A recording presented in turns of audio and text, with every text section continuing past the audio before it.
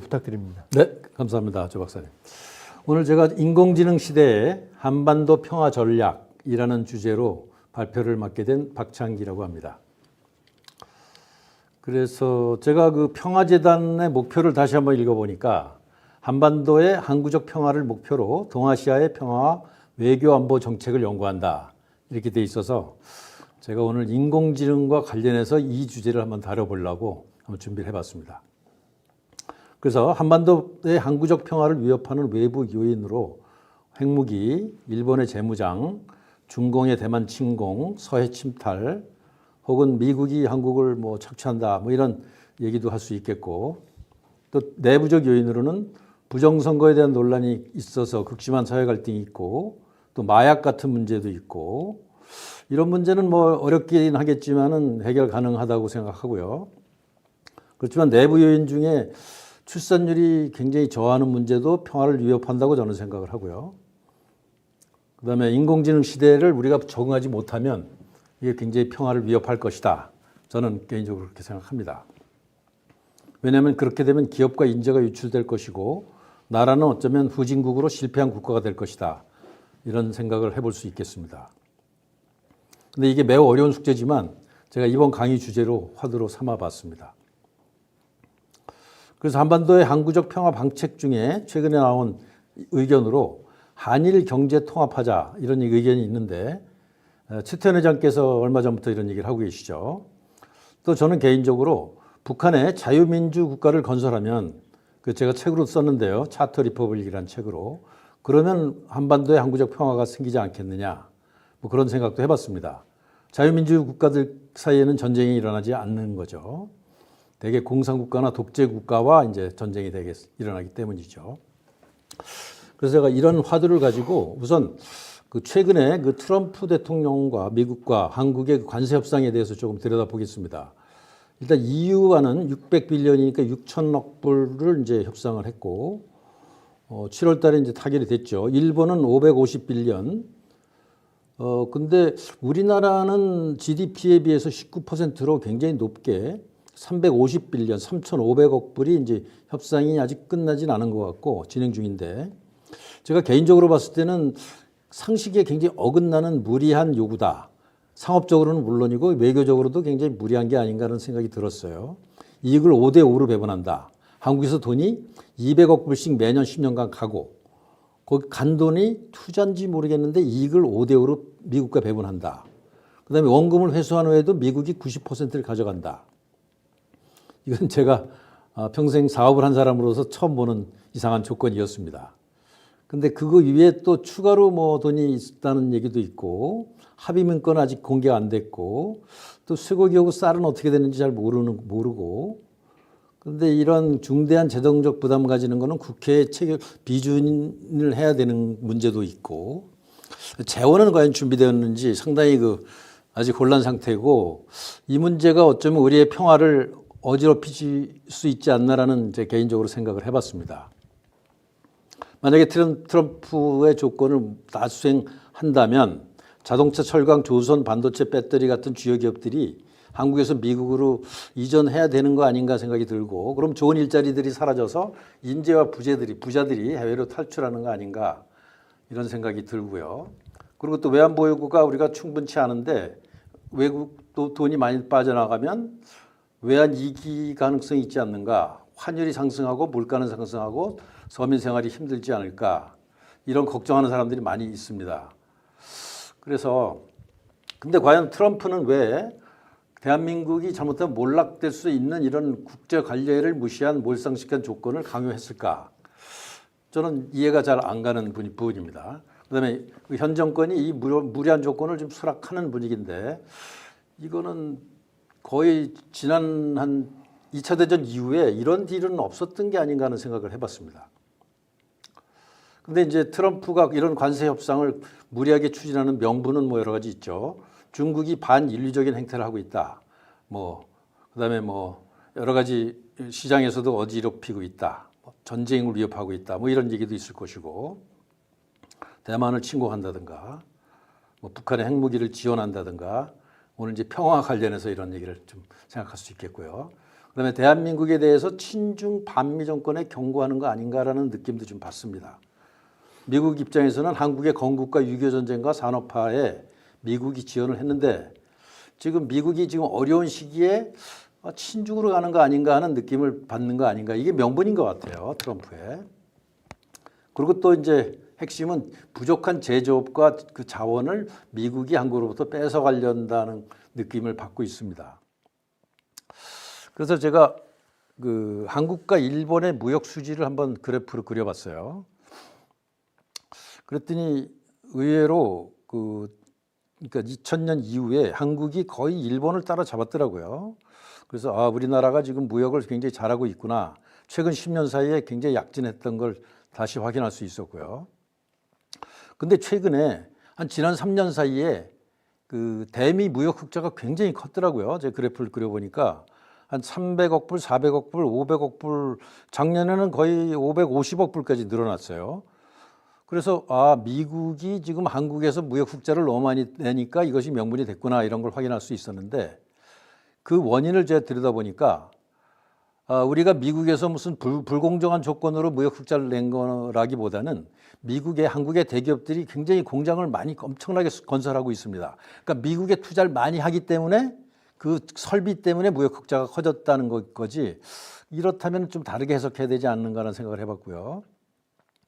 그러니까 공장을 건설하려면은 장비도 많이 들어가야 되고 이제 소재 부품 많이 들어가겠죠.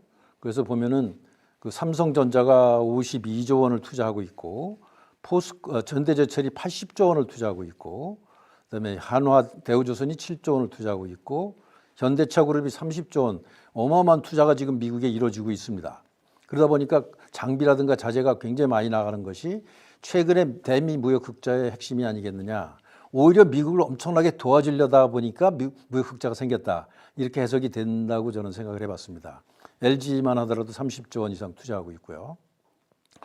근데 얼마 전에 조지아주에서 우리 근로자들이 막 손발 묶이고 있는 이상한 일이 일어났죠. 상당히 배신감을 느낄 수 있는 정도 일인데 어쨌든 그 갈등이 굉장히 크죠, 지금. 근데 과연 3,500불, 350빌리언이 미국으로 자본이 유출이 가능한가, 우리나라가. 일본은 지금 외환보유고가 1231빌리언인데 거기에서 550빌리언 가는 거는 크게 어렵지 않을 거라고 보지만 우리나라 외환보유고는 지금 416빌리언인데 여기서 350억이 가는 게 거의 불가능하다라는 의견들도 있습니다. 특히 이게 외환보유고라는 거는 한국은행이 관리하고 있는 건데 한국은행이 과연 미국에다 이런 걸 투자할 수 있는 권한이 있느냐, 그것마저도 우리가 생각해 볼 필요가 있겠죠. 그래서 이제 한국은행이 외환보유고를 운용한 수익을 투입하겠다 이런 얘기도 나오고 있는데 그거를 하기에는 택없이 부족한 자금인데 과연 이게 예를 들면 합의를 한다 하더라도 실행이 가능한지는 상당히 의문이 드는 상황입니다. 그래서 제 개인적인 느낌은 이런 식으로 어떻게 보면 이제 당하는 건데 가만히 있다가 그냥 몰락하느냐, 돈은 나가고 기업도 나가고 일자리도 나가고 우리 물가 오르고 환율 오르고 이런 걸 그냥 당하고 있어야 되냐, 아니면은 친미 정권으로 바꿔갖고 미국과 전략적 협력을 해야 되냐, 아니면은 우리가 새로운 국제 질서를 주도해야 되는 거 아니냐. 미국이 국제 질서를 지금 어지럽히고 있기 때문에 저는 한번 3번 옵션도 한번 생각해 보자 이런 생각을 해갖고 오늘 그 주요 주제로 삼았습니다. 그래서 지금은 국제적으로 3극 질서라고 저는 생각을 하는데 이거를 4극으로 한번 바꾸는 걸 우리가 생각해 보자라는 새로운 모델을 한번 제가 생각해 봤습니다. 어디까지나 이제 이 강의를 준비하다 보니까 이런 생각이 떠오른 건데요. 지금 우리나라는 서방에 속해 있다고 볼 수 있죠. 미국, 유럽, 한국, 일본. 근데 북방이 이제 러시아, 중국, 남방을 제가 이제 인도, 브라질, 남아프리카 뭐 이렇게 생각해 봤습니다. 그래서 북방을 이제 크링크라고도 얘기하죠. 차이나, 러시아, 이란, 노스코리아. 이 북방과는 이제 서방이 적대적이죠. 근데 제가 동방이라는 거 한번 생각해 보자. 새로운 모델로. 그래서 동방에 한국과 일본을 동방이라고 새로 포지셔닝하고 그다음에 이제 북방이 갖고 있는 여러 가지 문제, 뭐 전쟁이라든가 반인류 범죄라든가 마약 수출 같은 범죄, 근데 남방이 갖고 있는 경제 파탄, 부정부패, 부정선거 문제, 뭐 폭동 문제 같은 문제 때문에 이들이 어떤 세계 문명을 잘 이끌어갈 수 없다라는 생각이 들고요. 미국도 지금은 도덕적으로 상실되고 좌우 갈등이 심하고 유럽도 경제 후퇴, 사회 불안이 심각해서 지금 군대 어떤 문명 국가를 이끄는 리더십이 너무 약해졌다. 이렇게 저는 진단을 하고 있습니다. 대표적인 예로 한국 청년이 약 10,000명 정도가 미얀마, 라오스, 캄보디아에 영류되고 있는 이런 사태는 진짜 끔찍하죠. 이게 이제 중국이 관여됐다고 사람들이 보고 있는데, 그다음에 이제 미국이 뭐 마약에 아주 가득 차 있고 펜타닐 때문에 굉장히 심각한 문제가 생기고 있죠. 뭐 멕시코도 그렇고 남미도 그렇고 그 중남미 일대가 아주 이 마약 때문에 아주 그 거의 파탄 국가가 돼가고 있는 상황인데, 이 문제를 잘 해결하지 못하고 있는 데다가 우리가 아주 바람직하게 생각했던 유럽도 스웨덴 같은 데가 지금 범죄 국가가 됐다. 뭐 프랑스가 지금 파탄 직전이다. 영국도 뭐 전쟁터다. 뭐 이런 얘기가 나올 정도로 우리가 믿었던 유럽도 지금 문명에서 상당히 쇠퇴하는 게 아닌가, 이런 진단을 한번 생각해 봤습니다. 그래서 제 개인적으로는 인류가 거의 90%가 지옥 같은 데 살고 있다 지금. 그래서 지금 현재 체제는 지속 가능하지 않다. 그래서 새로운 문명 질서를 제안할 필요가 있다라는 생각을 해봤습니다. 그래서 동방이라는 새로운 어떤 문명이 세상을, 더 나은 세상을 한번 만들어 볼 수 있는 국제 질서를 한번 상상해 보자라는 얘기를 생각하는 겁니다. 그래서 필리핀, 태국, 인도네시아, 말레이시아도 우리가 끌어들이고, 북방의 타이완, 몽골, 베트남도 우리가 이끌고, 심지어 북한까지 우리가 동방으로 편입시킨다면 우리가 혹시 기회가 있지 않겠느냐 생각해 봤고요. 최태원 회장께서 지금 대한상공회에서 의장으로서 이런 말을 하시는 거죠. 한일이 연합해서 큰 경제로 만들어야 협상력이 생기고 경제가 발달한다. 그런 말씀을 하시길래 제가 이런 생각을 해봤어요. 2차 대전이 일어난 이유가 영국과 미국이 독일과 일본의 석유를 자원봉쇄를 한 것도 하나의 원인이다. 그래서 이제 그런 1차 세계대전에 대한 반성으로 그 전후 세계 질서는 샌프란시스코 체제라고 해서 자유무역, 통행의 자유, 관세 철폐가 핵심 어떤 세계 질서였는데, 이거를 지금 트럼프 대통령이 깨고 있는 거죠. 관세를 부과함으로써. 그래서 제가 그런데 이런 미국과 트럼프 대통령한테 한국과 아시아 국가들이 속절없이 농락당하고 있는 이유는 뭘까? 시장 크기가 작아서 협상력이 약해서 그런 거 아닌가, 이렇게 생각해 볼 수 있겠고요. 그래서 제가 이제 아시아 자유무역 연맹, 아시아 프리 트레이드 유니언 같은 구상을 한번 생각해 보자라는 화두를 오늘 던지고 싶은 겁니다. 그래서 우선 한일 경제 공동체를 만들어 보고, 그다음에 호주와 싱가포르까지 한번 그 자유무역 공동체를 만들어 보고, 그게 가능하고 당위성이 있다고 생각하는 게, 중국이 너무 부당한 행동을 하고 있죠. 특히 남진해라든가 대만에서. 그다음에 미국이 이런 부당한 관세 협상 같은 걸 통해서 국제적인 지도력이 떨어지고 있고, 그다음에 쇠락해가는 유럽 모델에 대한 어떤 대안이 필요하다. 그래서 세계가 따라올 만한 새로운 문명 질서를 한번 우리가 제시해 보자라는 생각을 해본 겁니다. 그래서 그 후에 타이완, 말레이시아, 인도네시아, 타일랜드, 필리핀까지 결합하면 굉장히 큰 자유무역 지대가 되지 않을까. 자유무역 지대라는 건 결국은 관세를 없애겠다는 겁니다. 그리고 그래야만 무역이 활성화되고 평화가 온다는 개념이죠. 심지어는 이제 베트남, 몽골리아, 북한까지 결합할 수 있다면 진정한 동남아, 동아시아 평화가 오지 않겠느냐 생각해 봤고요. 장기적으로는 이제 남아시아까지도 연합할 수 있다 생각해 봤습니다. 이걸 연합하면은 뭐 굉장히 큰 규모의 어떤 인구나 경제가 되겠죠. 그렇게 되면 어쩌면 중국에서 분열이 일어나지 않을까. 내몽골, 요녕성, 길림성, 흑룡강 쪽도 우리가 동방으로 흡수할 수 있고, 신장, 유구르, 티벳, 간수 이런 이슬람 지역은 남방으로 갈 수 있지 않을까 하는 상상도 해봤습니다. 그래서 북한과 홍콩까지도 동방으로 끌어줄 수 있다면 지금의 그 공산당이 지배하는 중국을 변화시킬 수 있지 않을까 생각해봤고요. 이런 동방과 남방 사이에서 민주화, 자유화를 이끌 수 있지 않을까라는 지금 과감한 생각을 해봤습니다. 그래서 서방과 동방이 대등한 협력 관계를 이룰 수 있지 않을까. 그러면 지금같이 당하지 않을 거고, 북방과도 긴장 완화를 통해서 세계 평화가 가까워지지 않겠느냐 생각해 봤습니다. 그러면 이거는 엄청난 변화인데 2차 대전 이후의 최대 변화 혹은 1989년도 그 러시아가 무너진 다음에 최대 변화가 될 수 있는데 이런 거대한 변화가 될 수 있는 여건이 성숙돼 있었는가? 그걸 한번 생각해 봤습니다. 그래서 제가 기존 체제 앙샴 레짐에 지금 모순은 격화되고 있고 어쩌면 지금 세계사적인 순환의 어떤 분기점이 아닌가 이런 생각도 해볼 수 있는데 그래서 저는 이 역사를 보는 시각 중에 하나로 제가 이제 생각해낸 건데 36년을 주기로 역사가 크게 변하더라 이런 어떤 모델을 생각해 봤습니다. 그래서 제가 1878년경에 독일 통일과 메이지 유신 이때 세계가 크게 변했고 1914년도 1차 세계대전 청나라 멸망 한일 합방으로 세계가 크게 변했고 1950년 전쟁이 끝나고 마샬 플랜과 샌프란시스코 체제 우리나라에서는 전쟁이 있었죠. 이때 이제 크게 변했고 1986년도에 베를린 장벽이 철거되고 천안문 사건이 있고 우리나라가 이제 대통령 직선제로 민주화되는 때 이게 우연히 36년 주기로 일어나고 있습니다.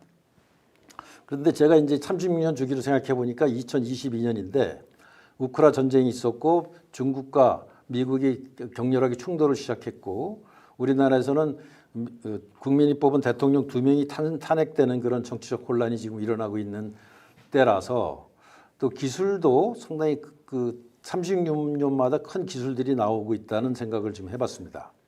이 모델은 이제 제가 혼자 생각한 거라서 아직 뭐 학계나 이런 데서 검증된 건 아닌데 하나의 모델로 제가 생각해 본 겁니다. 그래서 이게 과연 36년마다 그 모델이 바뀌는지 세상이 바뀌는지를 한번 데이터로 한번 분석해 봤는데요. 이 자료는 이제 그 각 국가의 상위 10% 인구가 소득을 얼마나 가져가느냐, 소득 분포에 관한 거죠. 분배. 그 그래프를 보니까 2차 대전 전까지는 상위 10%가 대부분 나라에서 50%를 수익을 많이 가져갔어요. 분배가 안 좋았다는 거죠. 그러다가 이제 2차 대전 이후에 1986년까지는 굉장히 소득 분배가 좋아집니다. 30%대로 떨어지고 대부분 나라. 그러다가 1987년부터 소득 분배가 굉장히 안 좋아지기 시작합니다. 우리나라도 이제 크게 벗어나지 않고요. 그리고 이제 상위 1% 소득도 약간 비슷한 패턴을 보여서 36년마다 세계 기계가 지금 바뀌고 있구나. 이런 걸 이제 어느 정도 지지하고 있죠. 이 데이터는 그 파리 대학에서 나온 피케티가 운영한 관여자들이 운영하는 그 데이터베이스에서 갖고 옵니다. 월드 이퀄리티 데이터베이스인가 하는 데서 가져온 거고요.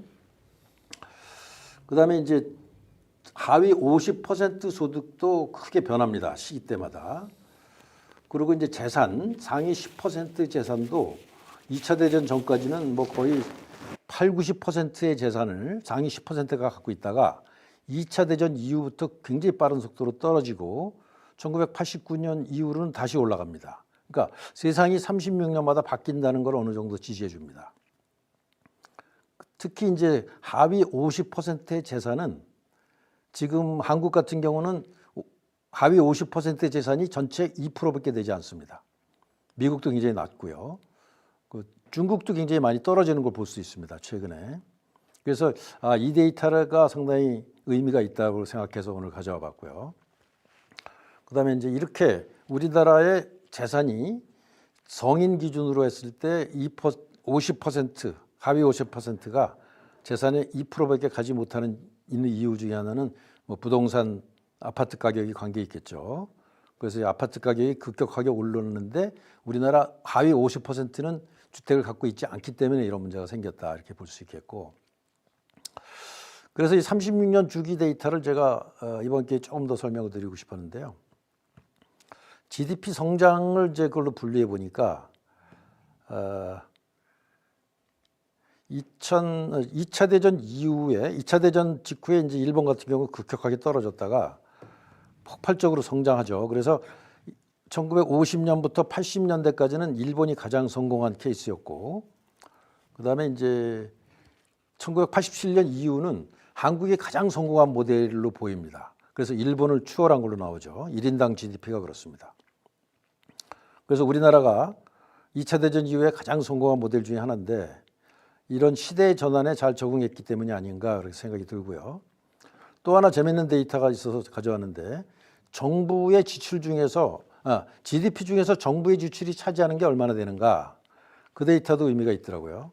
그래서 1913년 전까지는 자유바임 시대로서 국가의 재정이 한 5 내지 20% 사이에 주로 있었고 전쟁 시대에는 물론 이제 재정이 많이 올라갔겠지만 이제 1950년대 이후는 대부분 나라에서 재정이 굉장히 많이 올라갑니다. 복지국가 시대였고 그러다가 이제 1987년 이후는 여전히 큰 정부 시대이지만은 이제 유지가 됐고 특히 우리나라는 대부분 나라에 비해서 재정 규모가 상당히 작게 유지됐다는 특징을 볼 수 있습니다.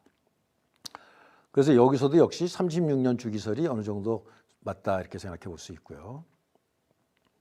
또 다른 측면을 봤습니다. 이 그림은 이제 1780년부터 최근까지 각각의 기술이 경제 성장에 얼마나 기여했는가를 보여주는 그래프를 제가 만들어 본 건데요. 1820년경에 이제 증기기관으로 1차 산업혁명이 있었고 1860년경에 철도와 전신으로 이제 큰 발전이 있었고 그러다가 이제 1900년경에 전기와 전화와 내연기관, 자동차가 나오면서 이제 큰 2차 산업혁명이 생겼는데 그러다가 이제 2차 대전 때 약간 슬로우하다가 2차 대전이 끝나고 그래서 그때 산업혁명 전에 전 세계의 GDP가 약 1트릴리언 정도가 되다가 이게 이제 10트릴리언까지 상승했는데 2차 대전 끝날 때쯤 그러다가 이제 그 이후에 컴퓨터가 나오고 반도체가 나오고 제트 엔진이 나오면서 굉장히 큰 폭발적인 성장을 합니다. 1970년 전후로. 그리고 이제 또 2000년 한 10년경 전후에 인터넷이 나오고 스마트폰이 나오고 구글, 페이스북이 나오면서 이제 큰 성장을 했는데요. 이것도 제가 전부터 쓰던 대료인데 그래갖고 10빌리언에서 100빌리언까지 이제 트릴리언까지 성장을 하죠. 전 세계 GDP가. 지금 약 100트릴리언 정도인데 앞으로 인공지능 때문에 앞으로 한 3, 40년 안에 400트릴리언까지 4배가 성장할 거다 이렇게 보는 견해가 있습니다. 그래서 이제 그 그래프도 한번 그려봤는데 여기서 제가 이제 특징적으로 본 거는 이런 기술의 변화도 역시 36년 주기로 되고 있다라는 걸 제가 지금 보여드리는 겁니다. 그래서 1840년부터 2차 산업혁명 그러니까 제국주의 콜로니얼 시대가 있었고 1820년 80년경부터 이제 벨라 에포크라고 해서 아름다운 시대 이런 시대가 있었고 그다음에 1918년부터 이제 세계 2차 양차 전쟁이 있었고 그다음 1950년부터 이제 샌프란시스코 체제 자유무역 시대가 있었고 그때가 이제 냉전 시대죠. 그다음 1900년부터 최근까지 글로벌리즘 시대가 있었는데 특이하게 제가 만든 그 36년 주기설과 이 기술 발전과 경제 성장 그래프가 아주 흥미로운 그래프를 보이고 있습니다. 그래서 여기서도 2020년, 22년경부터 지금까지가 완전히 새로운 시대의 분기점이 아니겠느냐라는 것을 이제 간접적으로 설명을 하고 있습니다. 그래서 이거를 제가 새로운 세계 질서가 지금 필요한 때다 이런 말씀 드리고요. 그런 증거 중에 하나가 전 세계 그 주요 기업들의 큰 기업들의 시가총액을 보면 2015년까지만 해도 전 세계에서 가장 큰 기업들이 한 500조, 700조 정도였습니다. 그러다가 20년경부터 2,000조 가다가 지금 7,000조까지 올라갑니다. 최근에 엔비디아가 7,000조죠. 그러니까 불과 10년 전에 비해서 가장 큰 기업의 규모가 10배까지 오릅니다. 근데 이 대부분이 인공지능과 관련된 거라서 완전히 새로운 시대가 시작되는구나라는 걸 이제 짐작해 하는 거죠. 그래서 여기서 우리가 대한민국이 지금 2차 세계대전 이후에 아주 예외적으로 성공한 나라인데 100개 이상이 그때 독립을 했는데 거의 대부분 실패했고 나라가 대한민국하고 이제 대만 정도가 성공한 케이스라고 했는데 그럼 대한민국이 왜 성공했는가를 설명하는 방법 중에 하나로 이 두 번의 전환기에서 올바른 선택을 했다라는 얘기를 할 수 있을 것 같습니다. 그러니까 1948년, 50년 사이에 우리가 자유민주공화국을 선택했고 그때 대다수의 신흥국가들은 공산주의 혹은 사회주의를 선택했죠. 그다음에 이제 1987년도라는 세계사적 전환 시기에 우리는 민주국가 대통령 직선제를 선택했습니다. 그때 대다수의 개도국들이 계속 독재를 유지하고 있었죠.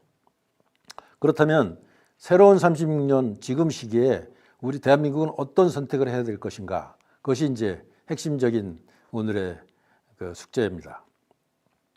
그래서 제가 이제 이런 생각을 과감한 생각을 해봤는데요. 새로운 시대에는 새로운 엠파이어와 새로운 패권 국가가 필요하다. 그래서 뭐 일종의 그 엠파이어와 헤지모니에 관련된 얘기인데요.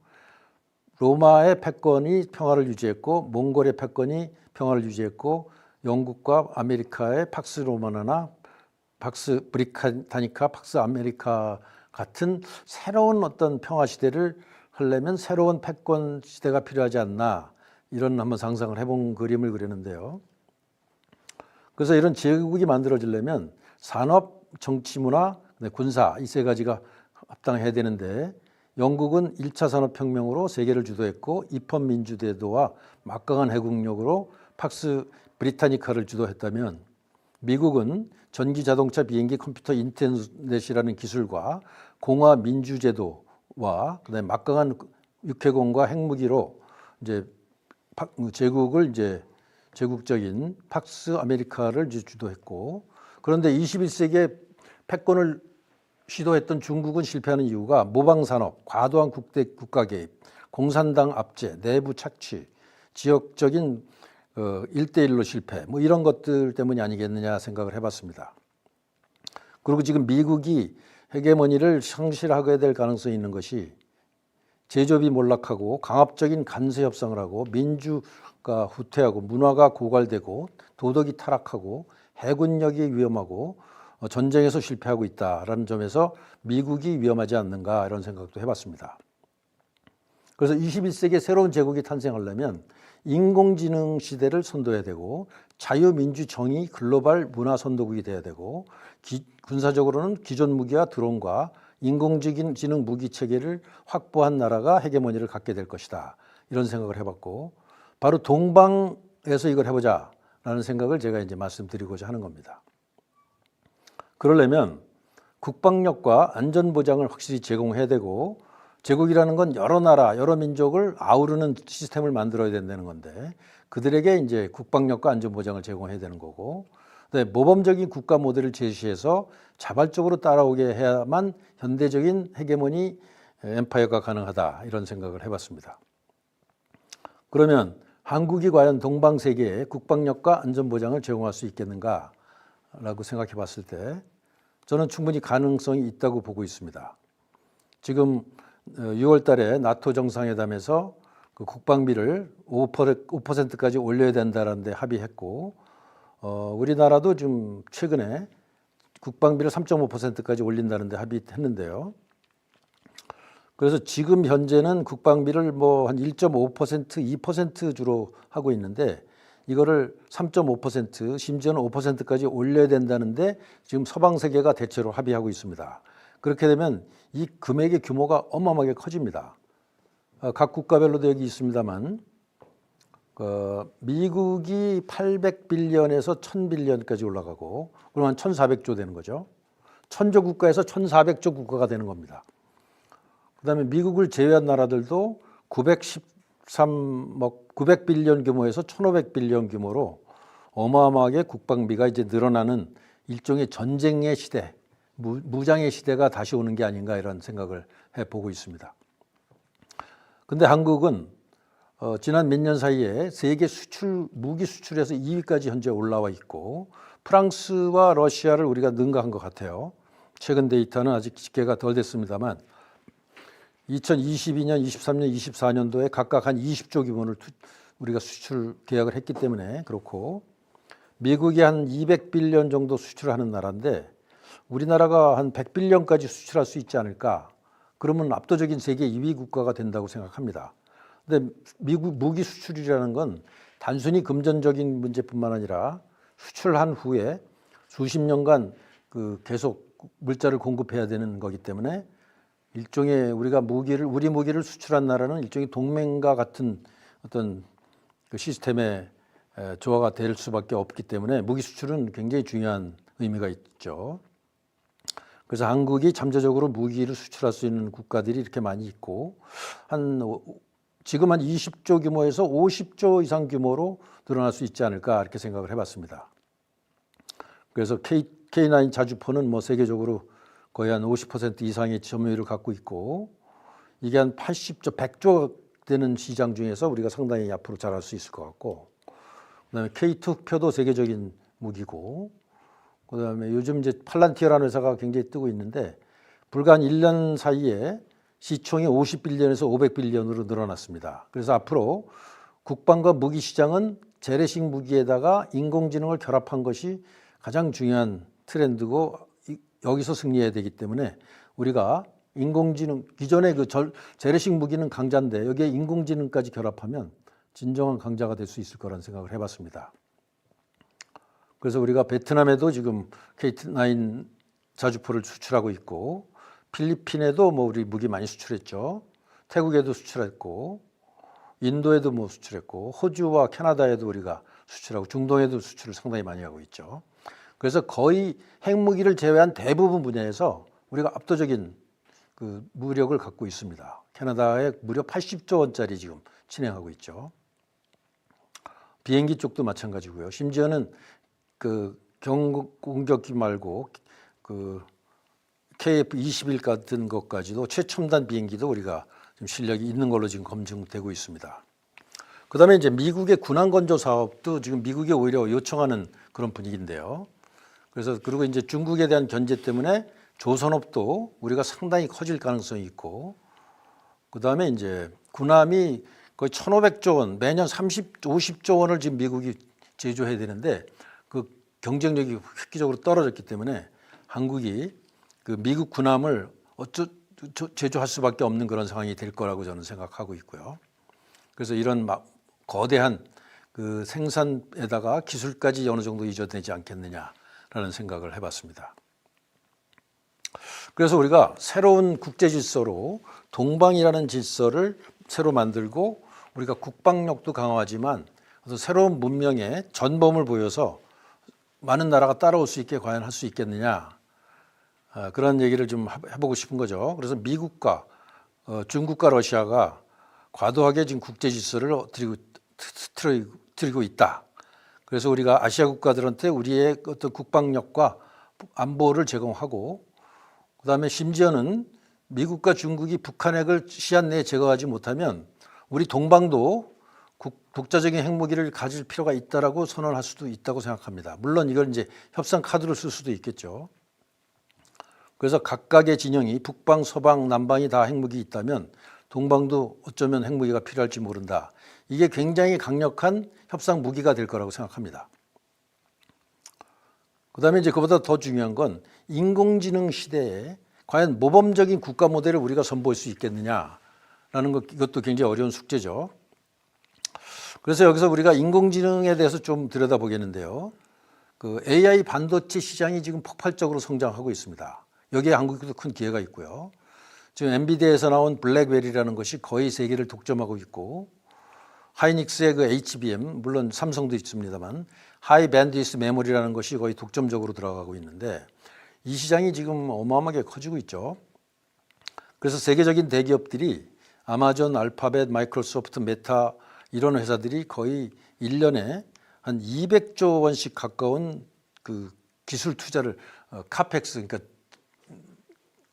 그 자본 투자를 하고 있습니다. 근데 이 대부분이 바로 인공지능 데이터 센터에 들어가거든요. 그래서 2023년에 한 60조 정도 규모 되는 것이 600조. 지금 2029년에는 한 1,000조 가까운 그 인공지능 관련 데이터 센터 투자가 지금 이루어지고 있는 어마어마한 그 변화가 일어나고 있는데 그런 것 때문에 이런 회사들이 또 이렇게 시가총액이 폭발적으로 커지고 있죠. 무려 5,000조, 7,000조짜리 회사가 태어나는 새로운 시대가 바로 인공지능 때문이라 이렇게 볼 수 있습니다. 그래서 제가 엔비디아가 연도별로 주요 제품들을 어떻게 생산하는지를 쭉 계산을 좀 해봤어요. 그래갖고 이제 제품별로 지금은 이제 작년까지는 H100이 중심이었는데 올해부터 이제 H200, 내년부터는 이제 블랙웰 200이 이제 되고 있는데 이번에 젠슨왕이 와서 블랙웰을 우리가 지금 한 26만 장을 주겠다 이렇게 얘기했는데 제가 쭉 계산해 보니까 앞으로 5년간 한 5천만 장이 생산되는데 우리나라에 주는 건 불과 0.5%밖에 되지 않습니다. 뭐 세계 3위가 될지는 모르겠지만 그거 갖고 너무 이렇게 과장하면 안 될 거라는 생각을 해서 제가 이 계산을 해봤고요. 또 하나 중요한 거는 그 엔비디아 GPU가 판매가 되면 그 중에서 매출의 약 10 내지 15%가 HBM 매출입니다. 그러니까 굉장히 중요한 그 매출이죠. 그게 이제 지금은 하이닉스가 주도하고 있고 삼성도 따라가고 있는데 어쨌든 이 인공지능 시대 엔비디아가 HBM에 굉장히 의존하고 있고 협상을 잘하면 오히려 더 비싼 가격으로 팔 수 있는 굉장히 중요한 역할을 대한민국이 하고 있다라는 말씀 여기서 설명드리고 싶었고요. 근데 어쨌든 엔비디아 물건이 중국에 못 들어가게 함으로써 중국이 인공지능을 잘 못하게 하겠다라는 생각이 있고 또 하나는 제가 이제 그러면은 HBM GPU가 몇 개나 생산되는가를 쭉 계산해 보니까 2029년에는 한 1,400만 개 정도가 생산되고 이거를 돌리기 위해서는 원전이 43기가와트가 필요합니다. 전기가. 왜냐하면은 그 GPU 하나당 1kW를 쓰기 때문에 그렇습니다. 근데 이걸 돌리려면 원전이 40기가 필요합니다. 1기가와트짜리가 1 내지 1.4기가와트짜리가 이제 일반적인 대형 원전인데 그게 40개가 필요한데 이 40개를 그 안에 질 수가 없습니다. 대개 원전은 10년 정도 걸리기 때문에 그러니까 아무리 GPU가 있어도 전기가 없어서 못 돌리는 시대가 왔고 여기서 대한민국이 엄청난 기회가 있는데 원자력 발전은 전 세계에서 중국을 제외하면 우리나라가 최강입니다. 원가라든가 속도에 있어서. 근데 중국은 어떤 견제도 받아야 되고 안전성의 문제 있기 때문에 앞으로 생산될 건설해야 될 그 신규 원전 한 200여 기의 대부분을 우리가 잡을 수 있다면 1년에 50조 이상의 매출을 우리가 만들 수 있다 이런 생각을 하고 이 분야를 상당히 신경 써야 된다라는 말씀을 드리고 싶고요. 그래서 지금 미국은 중국이 원전을 못하게 하기 위해서 굉장히 강압을 취하고 있죠. 그래서 우리는 이제 그 UAE에다가 원전을 성공적으로 설치를 했고, 그다음에 원가도 뭐 획기적으로 낮습니다. 우리의 경쟁자 그 캐나다의 거의 프랑스의 거의 절반 수준에 그 빠르게 공급할 수 있는 장점이 있죠. 그다음에 이제 SMR이라고 해서 소형 원전도 우리가 상당히 실력이 있습니다.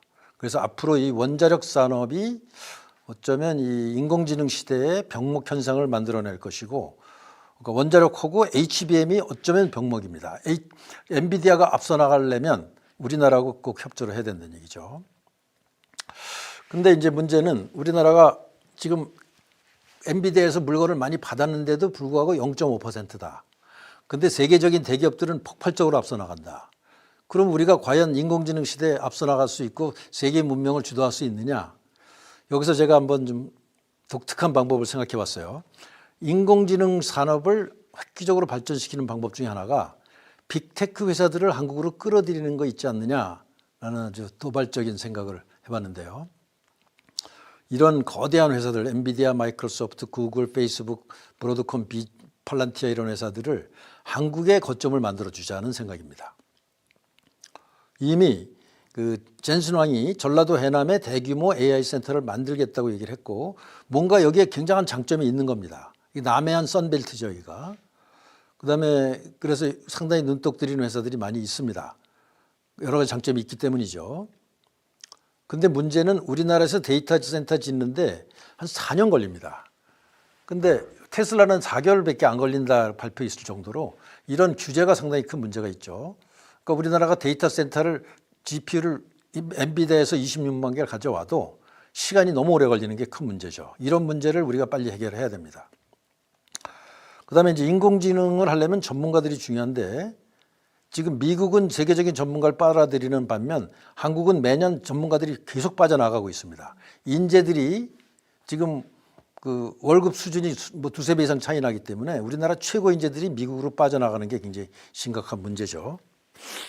게다가 이제 우리나라는 출산 문제가 중요한데 지금 학계 출산율 0.7명 수준이고 24년도에 23만 명 태어나는데 이대로 가면 54년도에는 8만 명 태어날 것이고 84년에는 3만 명 태어납니다. 우리 세대는 100만 명 태어났는데 그럼 과연 이런 인구로 뭘 할 수 있겠느냐. 인공지능은커녕 뭐 진짜 이상한 나라가 되겠죠. 아마 우리 인구의 한 7, 80%가 외국에서 태어난 사람들이 들어와서 살지 않겠느냐 이런 생각을 할 수 있어요. 이런 식으로. 제가 이건 이제 챗GPT로 그려본 겁니다. 광화문 앞에 이제 중국 사람들이 도는 동네죠. 그래서 한국인이 100년 만에 10%로 줄으면 한반도에 누가 살까? 중국인들이 많이 살지 않을까 걱정됩니다. 그리고 이들이 장류 특권층으로 군림하지 않을지. 동남아에 이런 나라들 많이 있죠. 그래서 우리가 저출산 대응 예산을 많이 썼음에도 불구하고 해결이 잘 안 되고 있고, 근데 아주 희망이 없는 것이 아닌 게 이스라엘은 합계 출산율이 2.9입니다. 불가능한 숫자가 아니라고 생각해서 획기적인 대책을 마련하지 않으면 우리나라는 인구도 문제지만 평화가 깨질 거다. 지금 유럽이 평화가 깨지는 이유가 바로 이민자들 때문이죠. 미국도 그렇고.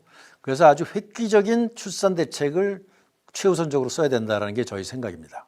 그러니까 1인당 2억 원씩 지원하자라는 건데, 출산 1인당 2조 원 해도 이 사람들이 1년에 한 40년간 5천만 원씩 한 20억 원을 벌어 GDP를 증가가 시키기 때문에 10배 효과가 있는 대단히 좋은 그 재산, 그 GDP, 그 세금 투자입니다. 그러니까 세금을 2억 원 투자해서 20억 버는 아주 좋은 장사입니다.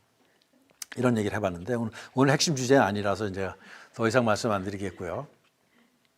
그래서 뭐 좀 웃으시는데 우리 그 정토에는 아기 많이 낳는 거를 지원하시는지 아니면 좀 억제하시는지 그건 잘 모르겠습니다. 어쨌든 아이 많이 낳게 좀 해주시기 바라고. 그다음에 이제 핵심은 인공지능 시대의 모범적인 국가 모델을 선보이는데, 과연 대한민국이 혹은 일본이 이 동방의 주도국이 될 텐데 인공지능 시대의 모범적인 국가 모델이냐, 이 굉장히 회의적이죠. 여러 가지 저출산 문제도 있지만 뭐 빈부격차 문제, 뭐 도덕성의 문제, 정치 갈등 문제, 좌우 문제, 동서 문제 어마어마하게 많죠.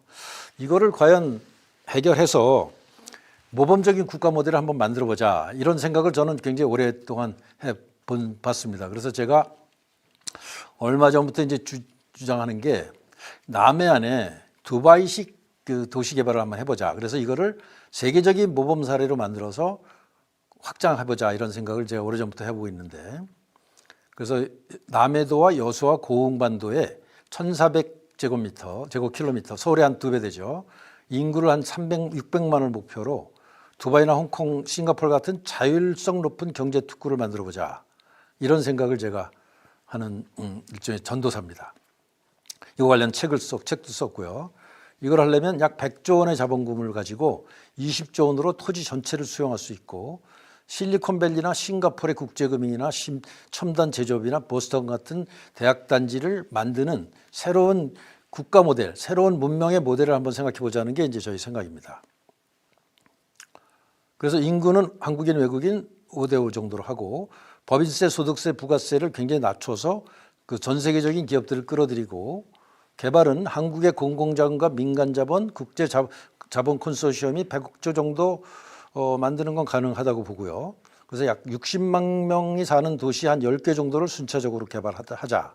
그러니까 우리나라로 치면 뭐 강남구 정도죠.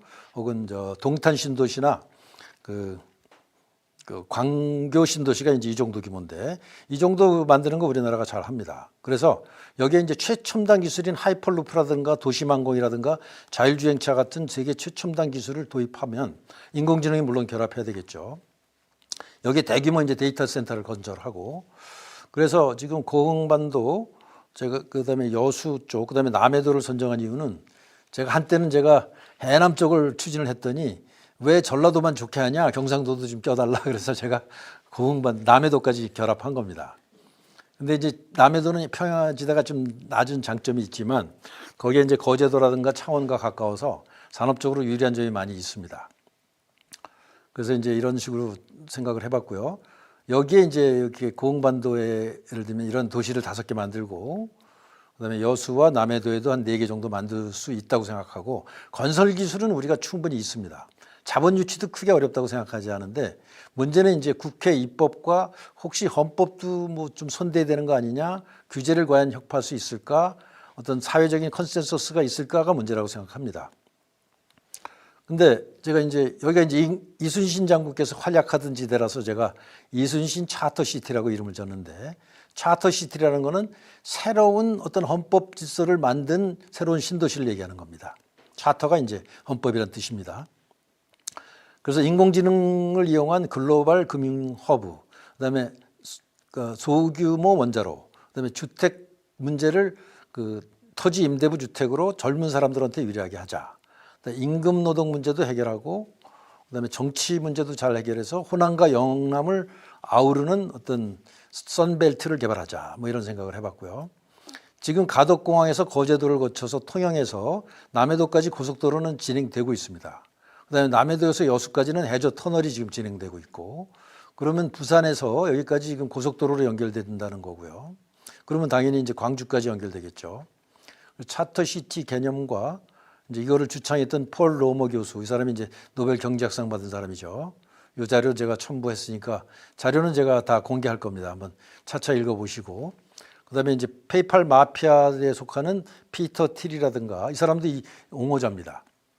그래서 제가 이와 관련된 책, 차터 리퍼블릭이라는 책을 한 3년 전에 썼고요. 아마 이 책을 보시고 오늘 저를 초대해 주신 게 아닌가 생각 드는데요. 어쨌든 이제 새로운 문명 국가를 건설할 필요가 있다라는 얘기를 했고, 일론 머스크와 이 피터 틸도 굉장히 이 분야에 관심이 많습니다. 그래서 이들이 개발하고 있는 수많은 우주선이라든가 자율주행차라든가 하이퍼루프 같은 거를 여기다 도입한다고 하면은 이 사람들 뭐 10조, 100조 투자하는 건 아주 쉽게 할 수 있는 사람들입니다. 시총이 막 1000조까지 갖고 있는 사람들이니까. 제가 그래서 이 페이팔 마피아가 굉장히 중요하다는 생각을 하는데, 제가 굳이 이걸 쓴 이유는 이 지금 미국과 세계의 어떤 경제를 주도하는 페이팔 마피아들, 그다음에 이제 인공지능의 이 스타들이 제가 보여준 사람들의 특징들이 있어요. 이 사람들이 다 미국 출생이 아니라 외국 출생입니다. 일론 머스크는 남아공, 피터 틸은 독일, 데이빗 sak스 남아공, 뭐 데이빗 천 유튜브 창업자죠. 대만 출신입니다. 미국의 힘은 이런 세계적인 인재를 끌어들인 데 있었고, 그들이 바로 인공지능을 주도하고 있습니다. 벤지오 교수는 캐나다, 힌턴 교수는 영국, 얀 루칸 교수는 프랑스, 하사비스는 중국 사람입니다. 그래서 이런 인재들을 끌어들여야 비로소 우리가 인공지능의 강국이 될 수 있다, 이런 얘기를 지금 강조하고 싶었고요. 그렇기 때문에 그런 외국의 인재들을 끌어들일 수 있는 새로운 도시가 필요하다는 걸 얘기하는 겁니다. 슬라이드가 안 넘어가는데 좀 봐주시겠어요?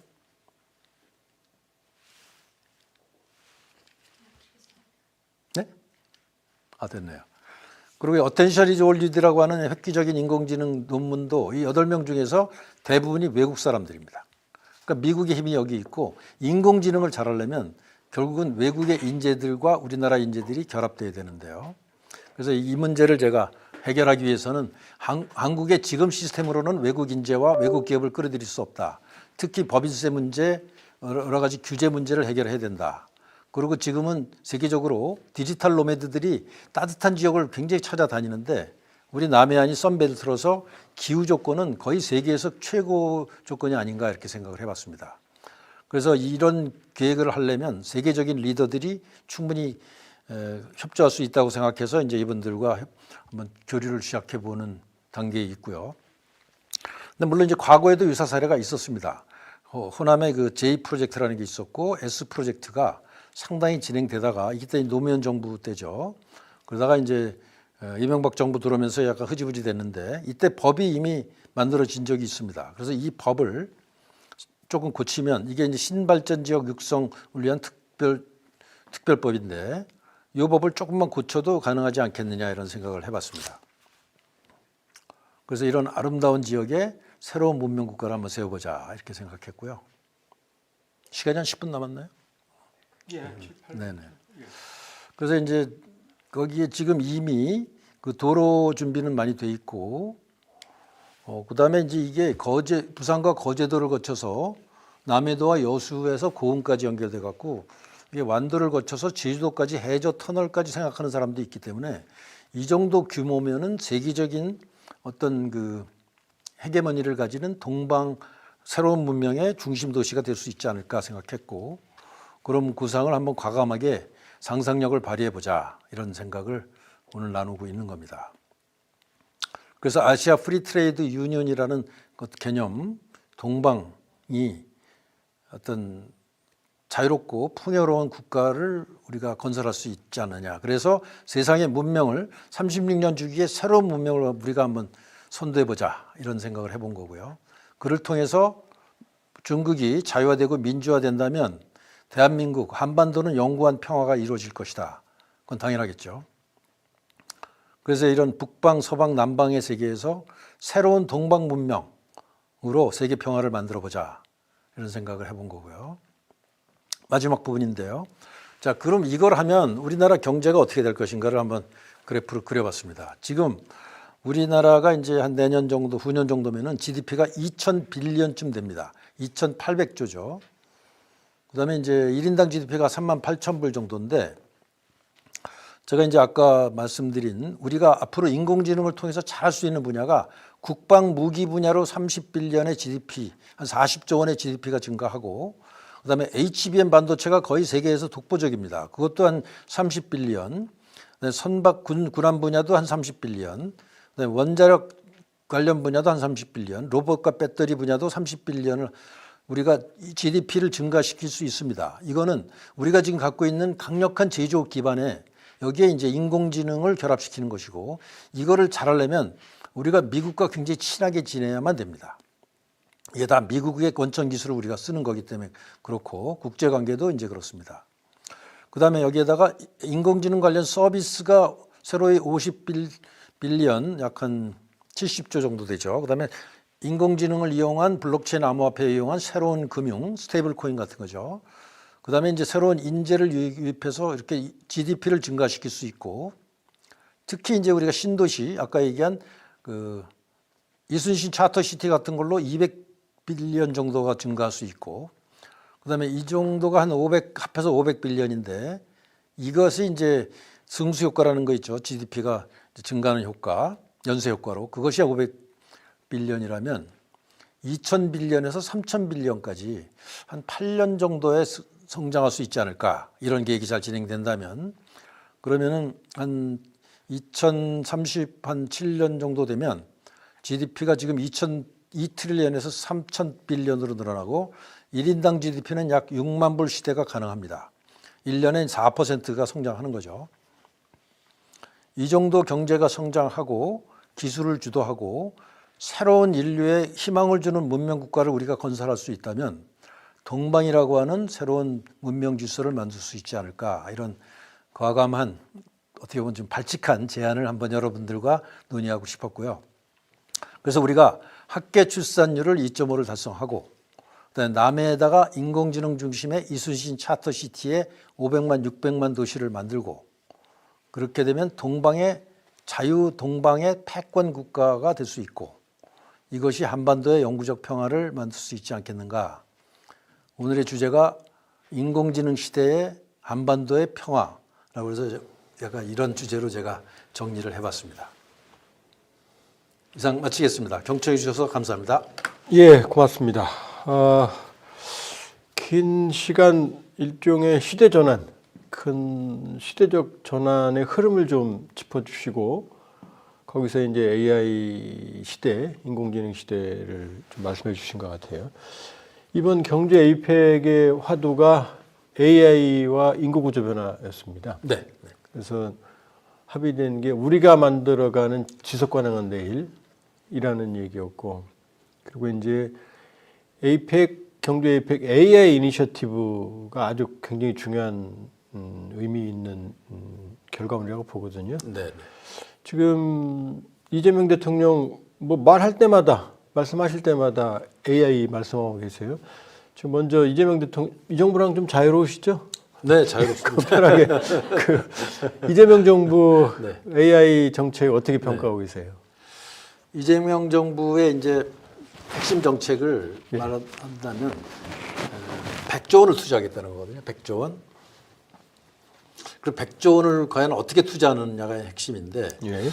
이번에 그 젠슨 왕이 와서 뭐 치맥 미팅도 하고 그러면서 GPU 26만 개를 주겠다. 그렇게 되면 한 그거만 하는데 한 30조 원쯤 들어갑니다. 나머지 70조 원은 우리가 추가로 투자할 여력이 있다는 거죠. 예. 그래서 이제 그 30조 원, 그러니까 GPU 26만 개를 빠른 시간 내에, 그게 지금 잘못하면 5년 후에 생깁니다. 데이터 센터가. 그럼 너무 늦죠. 그럼 딴 나라가 뭐 열심히 할 테니까. 그래서 그거를 어떻게 하면은 GPU를 빨리 받아서 데이터 센터를 빨리 건설해야 되는가를 이제 연구해야 되는데, 거기서 이제 전력이 부족하고 물 부족이 심각합니다. 그다음에 이제 환경 영향 평가 같은 것 때문에 심각한데, 그래서 정부가 이 특별법이라도 만들어서 데이터 센터를 좀 빨리 건설할 수 있도록 하는 거를 좀 적극 지원해 줬으면 좋겠고요. 이번에 그 26만 개를 갖고 오는 주체가 삼성 5만 개, SK 5만 개, 현대인가요? 현대 5만 개, 뭐 어디죠? 네이버 6만 개 이렇게 뭐 돼 있는데, 좀 아쉬운 거는 이게 대기업 위주로 이제 편성이 돼 있는데, 그분들도 굉장히 잘하겠지만 그 미국의 사례도 보듯이 인공지능을 주도하는 거는 벤처기업들입니다. 초기에 예. 오픈 AI처럼. 예. 그리고 수많은 벤처기업들이 생기고 그거를 이제 대기업들이 인수하는 형태로 되기 때문에 우리나라도 이 벤처기업들이 인공지능을 잘할 수 있는 인프라를 좀 많이 깔아주셔야 되는데, 예를 들면 특별히 한 10만 개 정도 더 받아서 벤처기업들 수천 개가 생겨갖고 이 사람들이 한국에서 제대로 연구할 수 있는 여건을 만들어주지 못한다면 우리나라 인재들이 지금 미국으로 엄청나게 나가고 있습니다. 그러니까 카이스트라든가 서울대 이런 데 좋은 공과대학에 인공지능 전공한 사람들은 우리나라에서 아무리 잘 받아도 1억, 2억밖에 안 되는데 연봉이. 미국 가면 5억이거든요. 당연히 나가겠죠. 그러니까 이 사람들을 어떻게 잡아둘 것인가에 대한 대책을 확실히 세우는 게 중요하다고 생각합니다. 저는 그 해법은 트럼프라고 봅니다. 왜냐하면 트럼프는 가면 잡아가니까 이민자들. 맞습니다. 이 질문은 서민정 님이 남겨주셨고요. 네. 지금 이제 그레이스 류 님이 이번에 역시 네. 사실은 저도 뭐 생중계 경주에서 했지만 그건 트럼프도 직접 봤습니다. 앞에서. 네.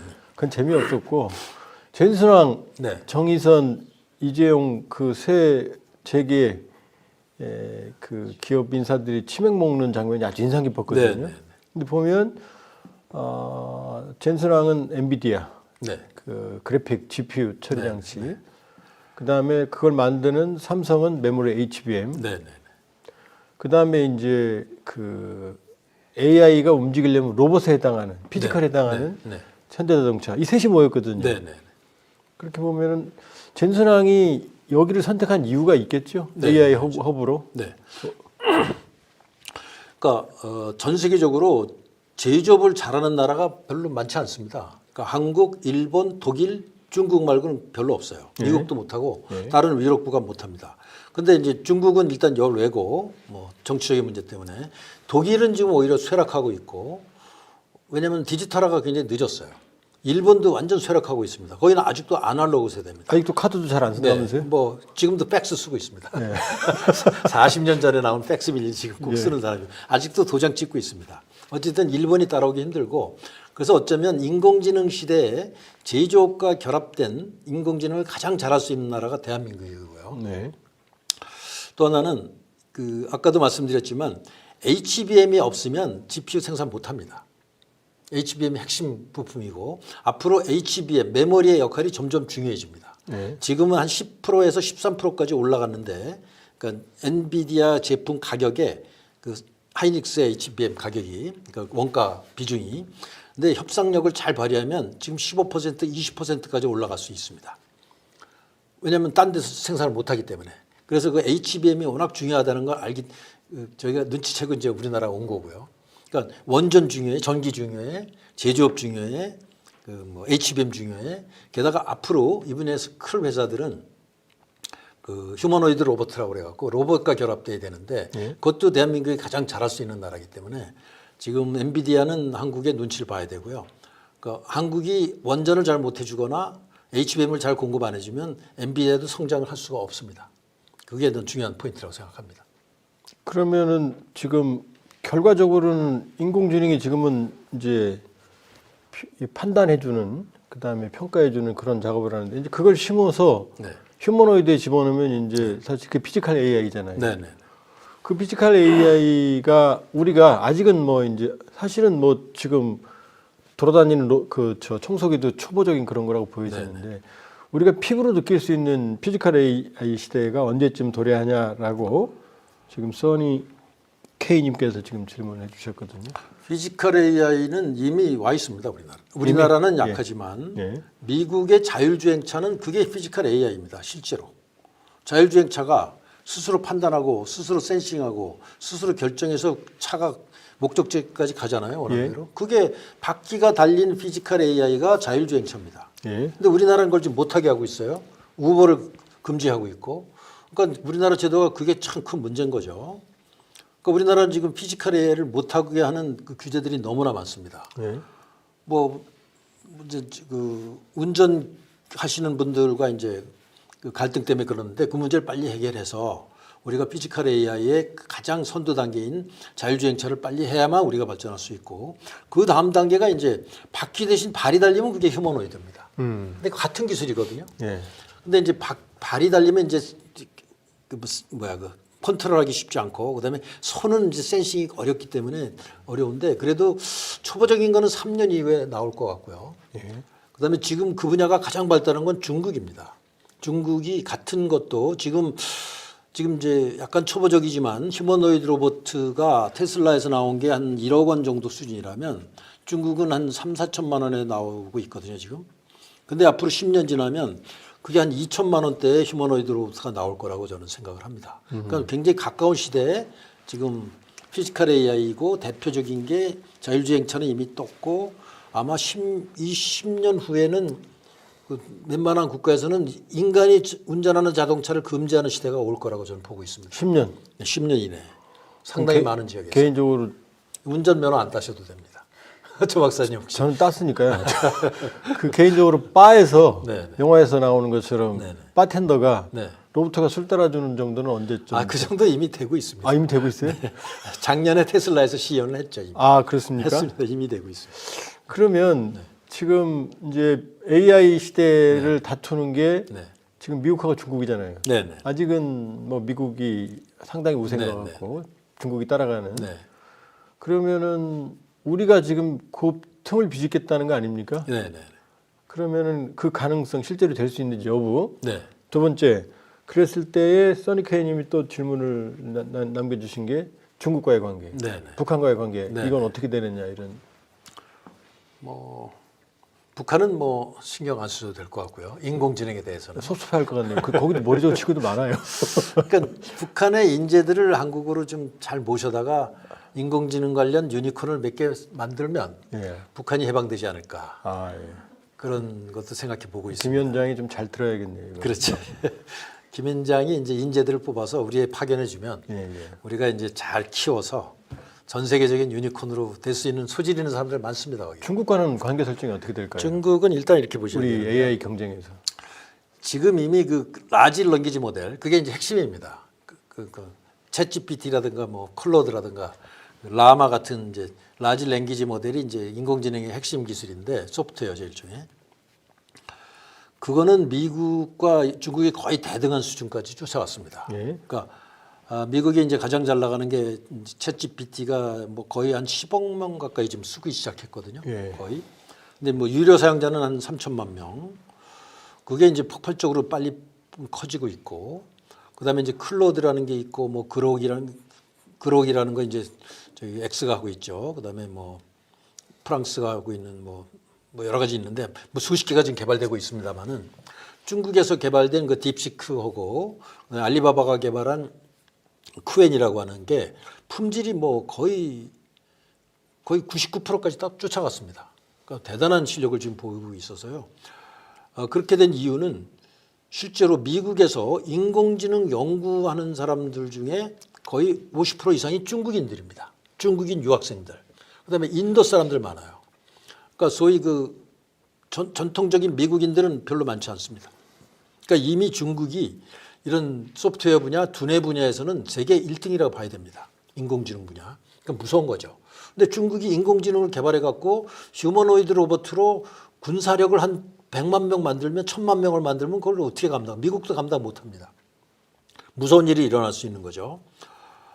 그다음에 이제 드론도 그렇고 군사 무기도 그렇고 그러니까 이제 미국이 중국을 견제할 수밖에 없는데 지금 미국이 중국을 견제할 수 있는 방법은 그 인간 두뇌는 이미 뒤쳐졌기 때문에 그 GPU를 못 들어가게 하는 방법밖에 없다고 해서 이제 그 강력하게 얘기하고 있는 건데 문제는 그 사람들이 이제 우회적으로 지금 많이 갖고 들어가고 있죠. 네. 지금 전 세계적으로 지금 한 300만 개 정도 생산되고 있는데 그 중에 거의 한 15% 정도는 이미 중국에 들어갔다고 돼 있어요. 그 스머글링 한 겁니다. 그러니까 유학생들이나 그 장사하는 사람들이 배낭에다 하나씩 메고 들어가면 그 GPU 밀수를 뭐 H백을 한 4천만 원에 사가면 중국에 가면 1억에 팔 수 있거든요. 그런 일이 지난 3년간에 엄청나게 일어났어요. 그걸 이제 강력하게 막겠다고 지금 트럼프가 하고 있지만 쉽지 않을 것이고 그러는 동시에 지금 중국은 그 GPU를 생산하는 걸 자체 생산하기 위해서 어마어마한 돈을 쓰고 있습니다. 정부가 중국은 스타일이 그렇잖아요. 어떤 장래 산업에 대해서는 중국이 그 국가가 총력적으로 그런 일을 하는 게 그 옛날부터 해오던 방식인데 옛날에 그 태양광도 그래갖고 세계를 석권했고 배터리도 거의 석권을 하고 있듯이 인공지능의 GPU도 어마어마한 돈을 투자해서 지금 하고 있는데 이번에 젠슨왕도 이제 비슷한 얘기를 했지만 자기들이 그 쿠다라고 하는 소프트웨어 플랫폼 때문에 중국이 10년 내에 따라오지 못할 것이다. 뭐 이런 얘기를 하고 있는데 중국 사람들이 또 워낙 인해 전술로 하기 때문에 정부가 어마어마하게 돈을 주고 있기 때문에 생각보다 빨리 따라올 수 있고 이것이 국제 평화를 굉장히 무너뜨릴 가능성이 있다고 저는 생각을 하고 있습니다. 저도 이번에 저는 지금도 카톡을 안 합니다. 카톡을 안 해서 이쪽은 뭐 문외한인데 더 좋은 거 나올 겁니다. 네, 문외한인데 이번에 저도 이제 그 보면서 GPU라는 걸 알았거든요. 네네. GPU하고 CPU하고 차이는 한쪽은 연산이고 한쪽은 판단인가요? 센트럴하고 그래픽입니다. 예, 그 차이를 좀 설명해 주시죠. CPU는 센트럴 그래픽 유닛. 예. 그러니까 옛날에 뭐 펜티엄 386이라고 들어보셨죠? 예, 제가 386 세대시죠? 386입니다. 예. 386이 말이죠. 그게 CPU입니다. 예, 제가 CPU입니다. 그럼 386은 완전히 지금 성능이 한 100만 분의 1 정도 되는 겁니다. 저를 그렇게 평가하시면 지금 아니 우리 조 박사님의 두뇌야 뭐 GPU보다 더 좋으시지만 요즘 제일 잘 나가는 게 블랙웰 200인데요. 예. 조 박사님은 이 분야는 블랙웰 300쯤 되시는 것 같습니다. 500은 안 되나요?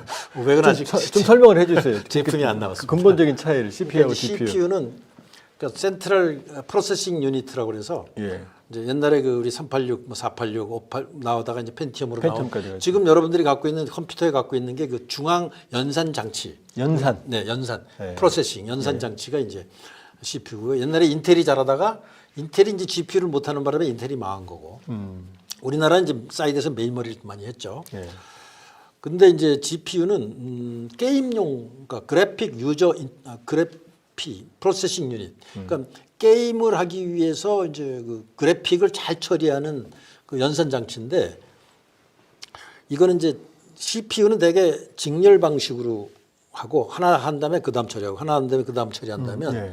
GPU는 워낙 많은 데이터를 동시에 처리해야 되기 때문에 병렬로 처리합니다. 그러니까 연산이 굉장히 많아요. 병렬로 처리하기 때문에 지금 인공지능의 그 파운데이션 모델이라는 것 자체가 예.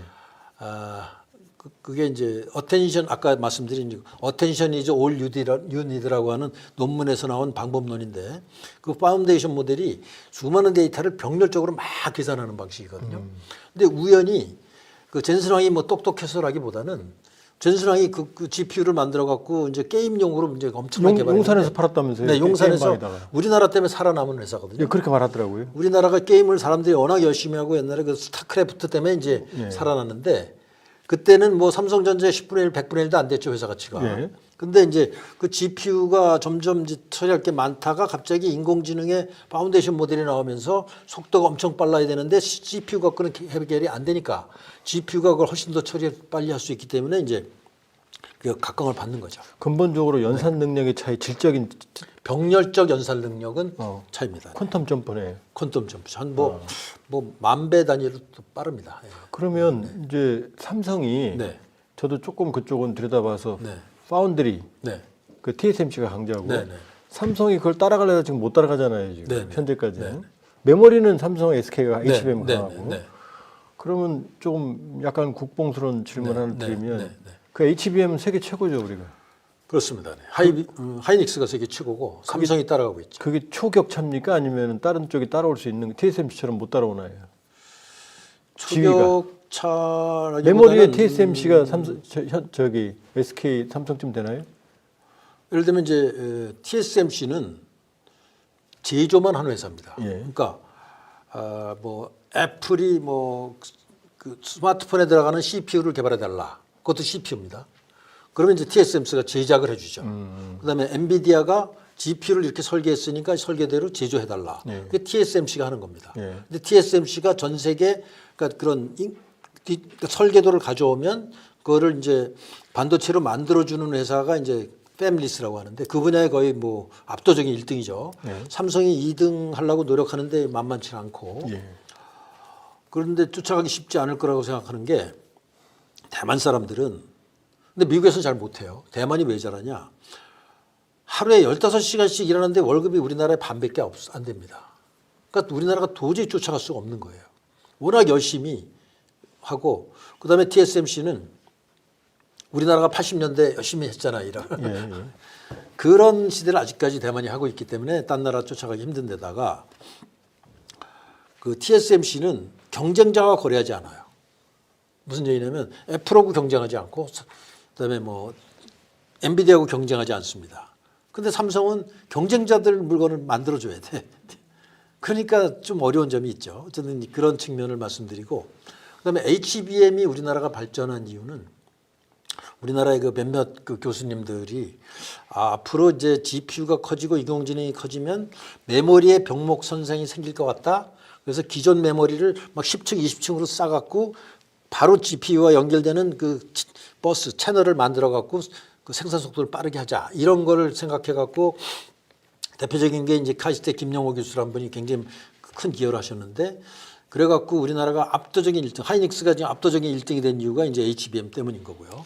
그다음에 이제 삼성이 열심히 쫓아가고 있는데 약간 좀 부족한 점이 있는데 삼성은 약간 후발주자죠. HBM 얘기 나왔을 때 그거 뭐 비싸고 뭐 시장도 없는 거 왜 개발하냐 이런 약간 타이밍을 놓친 거는 있지만 굉장히 빠른 속도로 쫓아가고 있는데 어쨌든 GPU 시장의 핵심 부품은 HBM이고 오히려 병목 현상은 메모리에 생길 거다. 그래서 앞으로 약진할 거다라는 거죠. 그러니까 인공지능 아까도 말씀드렸지만 인공지능이 잘 되는 거에 GPU가 병목이 아니고 HBM과 원자력이라는 거죠. 그래서 우리가 강점이 있다는 겁니다. 전기는 어마어마하게 먹는다면서요? 네네네. 그럼 HBM에 우리가 초격차를 유지하고 있나요 지금? 지금은 초격차인데 앞으로 따라올 수 있죠. 예. 예를 들면 우리나라가 그 32시간만 노동해라 그러면 곧 쫓아올 겁니다. 딴 데서. 하루에 그렇게 하면 절대로 안 됩니다. 잘 들으세요. 지금 저 노동 시간 줄이는 거 하시는 분들 저는 그다음에 판단 안 갑자기 뭐 하겠습니다만. 반도체 공장이 뭐 셧다운했다. 그러면 한 2년 후퇴 합니다. 그러면 70시간 일할까요? 월급을 많이 주고 이래서 그러니까 그거를 유연하게 해야 된다는 거예요. 유연하게.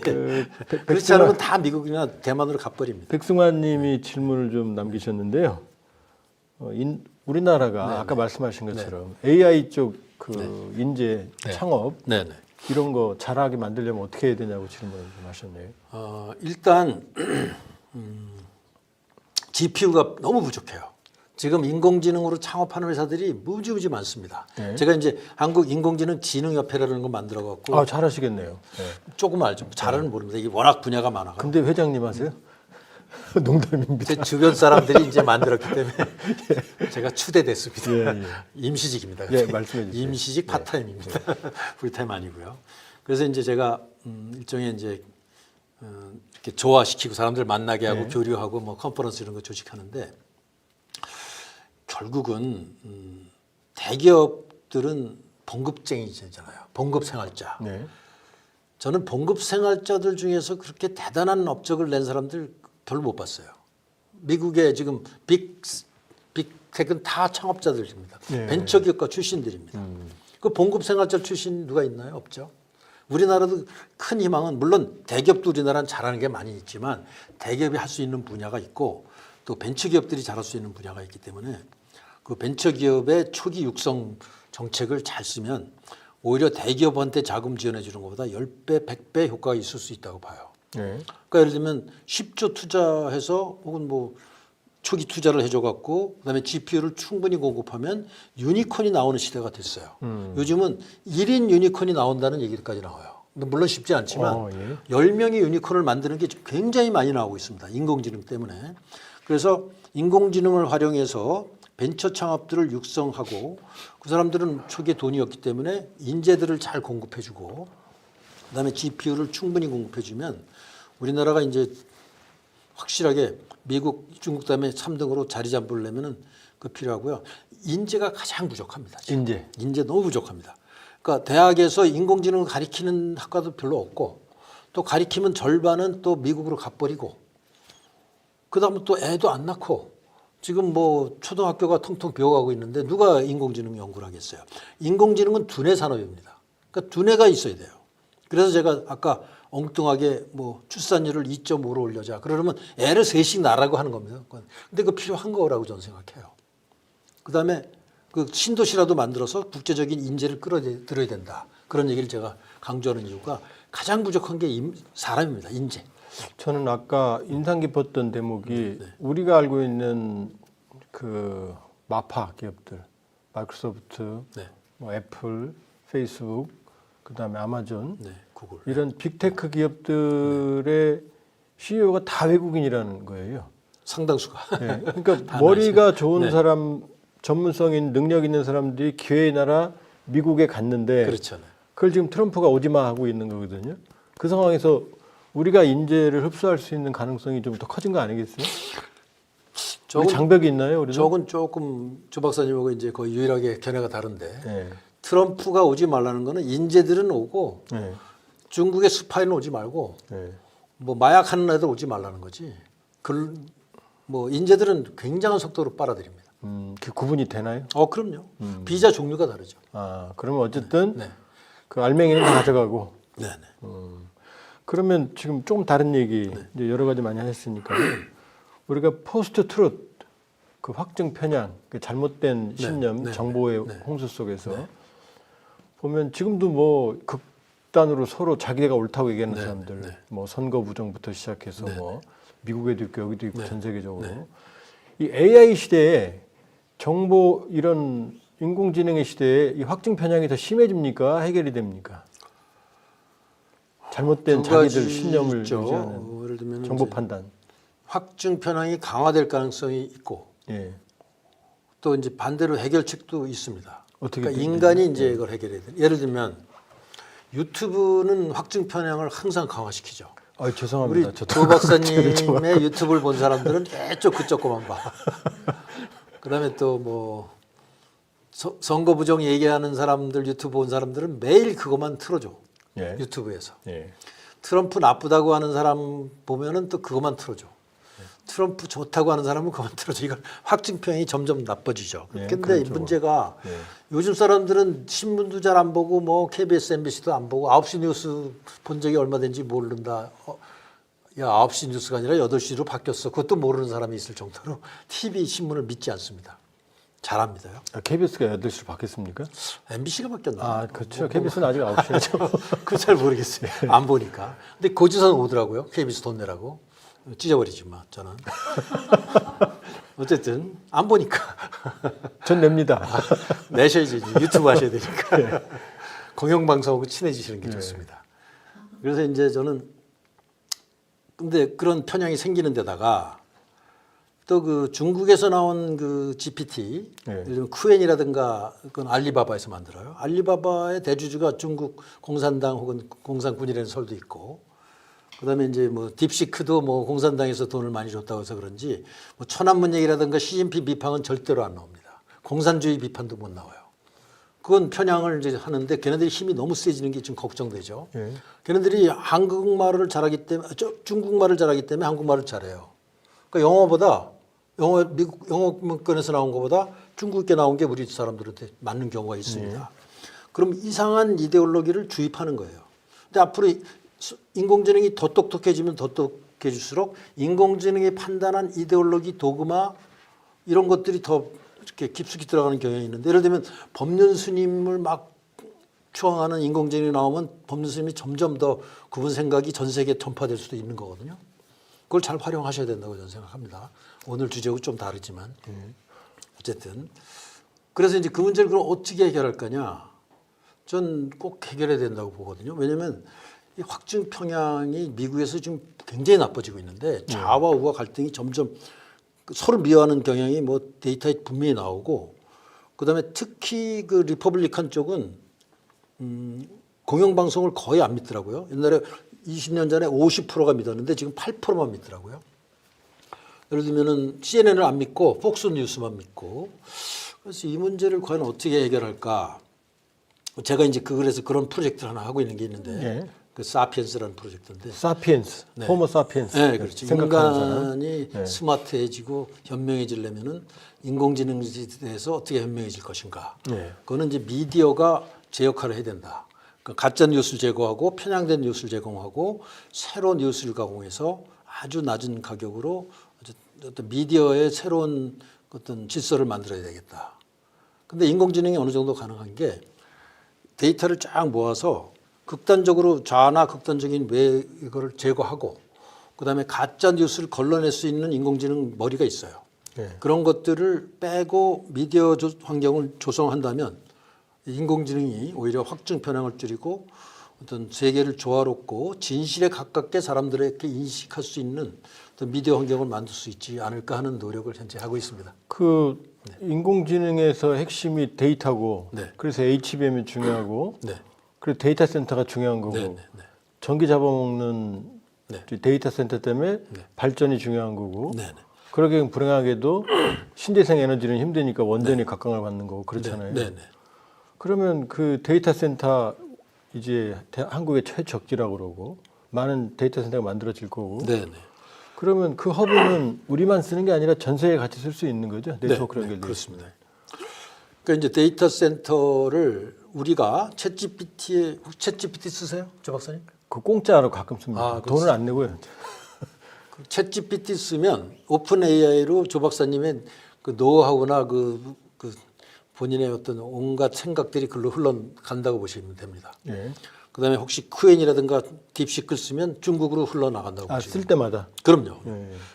옛날에는 기억력이 짧았는데 지금 기억력이 엄청나게 길어졌어요. 예. 근데 만약에 우리나라의 국방이라든가 정부라든가 뭐 삼성전자의 특수 기술을 우리가 그쪽 걸 쓰면 우리 노하우가 그걸로 다 가는 거죠. 개인 정보까지 그래서 특정한 그 보안 시큐리티 관련은 GPT 못 쓰게 합니다. 못 쓰게 하죠. 예, 예. 그리고 데이터 센터 자체도 우리나라의 행정용, 국방용, 삼성전자용, 현대자동차용 이런 건 다 국내에 있어야 되고요. 예. 그다음에 우리 국민들이 뭐 학자들, 대학원 학자들도 정보가 다 빠져나가고 잘못하면 우리나라 전 국민의 데이터가 지금 미국하고 중국으로 다 나간다고 보셔야 되기 때문에 국내에 있어도 외국에서 쓸 수 있지만 그거를 여러 가지 데이터의 어떤 그 장벽을 어느 정도 만들어 갖고 관리하려면 국내에 있는 게 좋고 그다음에 국내에 있어야만 속도도 빠르고 그다음에 이제 그 외국 어떤 주도권 그러니까 인공지능의 헤게모니를 장악하려면 데이터베이스가 데이터 센터가 많이 있어야 되고요. 근데 지금 우리가 최대 목표하는 게 전 세계 0.5%밖에 안 됩니다. 네. 우리나라 경제 규모는 한 2% 되니까 한 2%까지 늘려야 되거든요. 그러니까 26만 개가 아니라 100만 개를 받는 계획을 잡아야 된다고 저는 생각을 합니다. 그렇게 되면은 뭐 세계 3위가 확실하게 되겠죠. 근데 이제 가장 부족한 건 전기입니다. 그 100만 개를 쓰려면 원전이 하나 더 필요합니다. 원전이 하나 더. 네. 전 세계적으로 지금 한 50개 정도 필요하거든요. 근데 그거 건설할 시간이 없어요. 그러니까 GPU 있어도 전기가 없어서 안 돌아갑니다. 지금 불행하게도 네. 원전밖에 답이 없네요. 말씀하시는 거 보면. 물론 태양광도 해야 되고 뭐 풍력도 해야 되고 여러 가지 신재생 에너지 절감도 해야 되지만 그렇게 빠른 시간에 할 수 없고 그다음에 태양은 뭐 낮에만 뜨고 바람은 불 때만 불잖아요. 예. 그 24시간 돌아가는 데이터 센터에 감당하기 어렵습니다.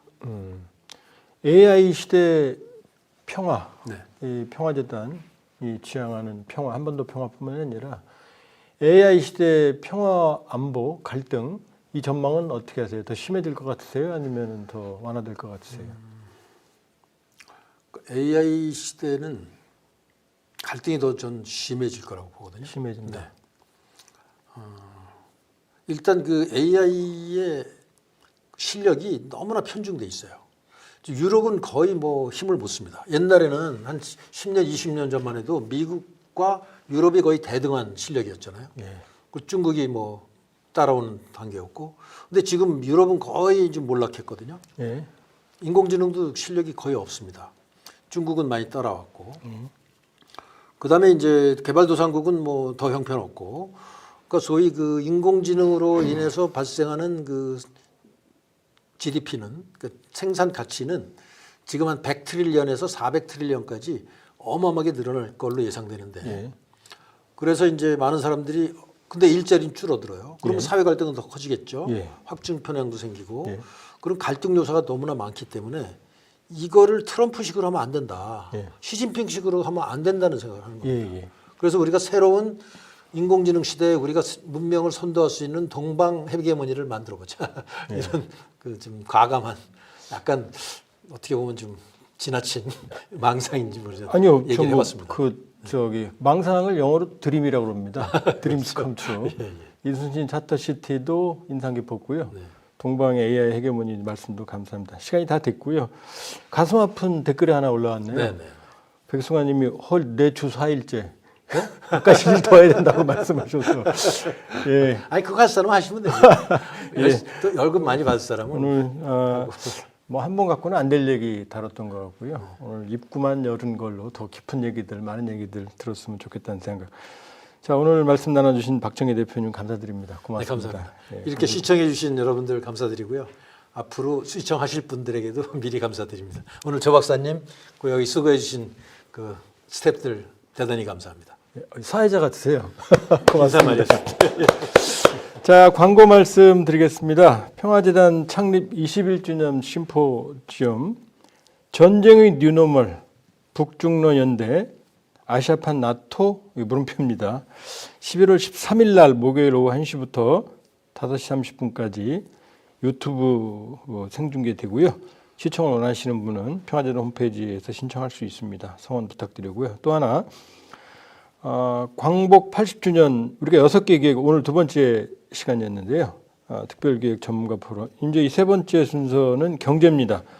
12월 11일 날 이 시간에 한반도 평화 경제 성찰과 분배를 주제로 정세은 충남대 경제무역학부 교수님 모시고 그 다음에 이제 곽수정 리엔 경제연구소 대표님 모시고 두 분 모시고 진행됩니다. 홈페이지 신청하실 수 있고요. 많은 성원과 참여를 부탁드립니다. 쌀쌀해지는 날씨 건강 유의하시고요. 다음 달 전문가 포럼에서 뵙겠습니다. 고맙습니다.